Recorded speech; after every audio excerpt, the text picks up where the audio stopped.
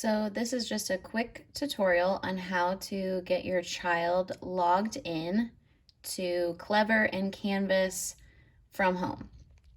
At Meet the Teacher Night, parents were handed this 2-page instructions from their teacher on how to log in from home on the Chromebook. So I'm just going to go ahead and go through the steps so you can physically see it. So once your kiddo opens their Chromebook, they're going to log in with first name and last name, no spaces, no capital letters. And then you don't have to type in the at Piper Schools because it's already there. So first name, last name, no spaces, no caps. Then they'll hit next. And then it's going to ask them for their new code. In the past, it used to be just their lunch code, but now it's changed. It's their first initial, last initial together, a dash, and then their lunch code. So I'm just going to type this one in real quick. Next.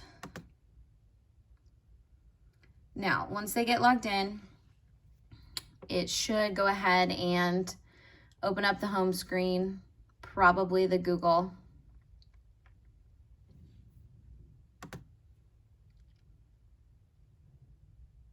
Okay. So now that Google has opened, the next thing that they're going to do is they are going to type in this URL that was on that sheet that we sent home. So it's just http / Piper, or not Piper School, sorry, clever.com/in/Piper USD 203.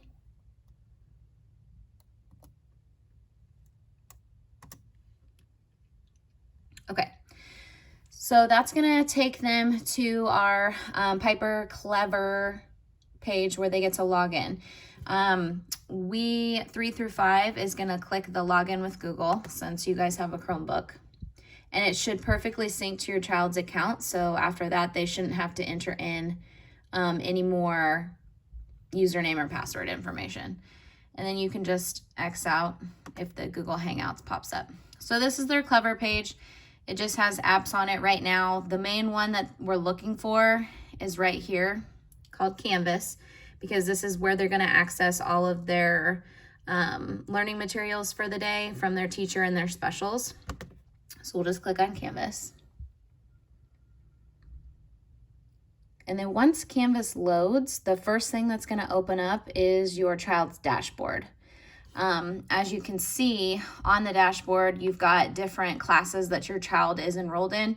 So you should see one from specials, which would be art, PE, music, technology, and STEM. And then you should have one from their homeroom teacher, depending on who the teacher is and what grade.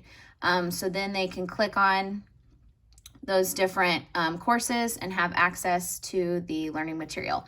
Your student may also have some notifications up here on top that they've been invited to join different courses. So if you see that, then go ahead and accept. Otherwise, they won't have access to those courses. And then go ahead and let us know if you have any other questions.